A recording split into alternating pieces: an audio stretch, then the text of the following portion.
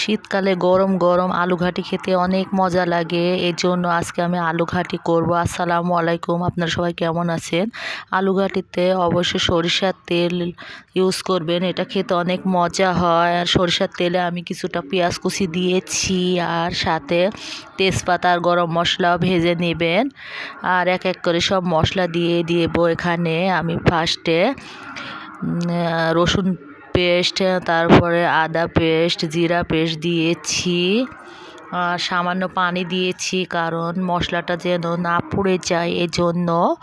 তো এখানে আমি 3টা মরিচ নিয়েছি, কাঁচা মরিচ, আর সামান্য হলুদের গুঁড়া, ধনিয়া গুঁড়া, আর মরিচটা কম দিয়েছি কারণ বাচ্চা আছে ঘরে, ও ঝাল খুবই কম খায়।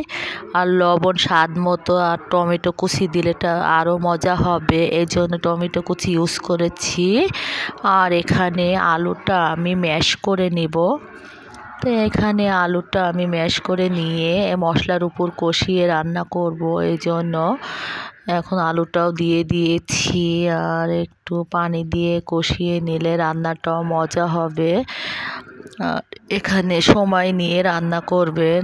একটু একটু করে পানি দিচ্ছিলাম আর আলুটা কষাতে ছিলাম।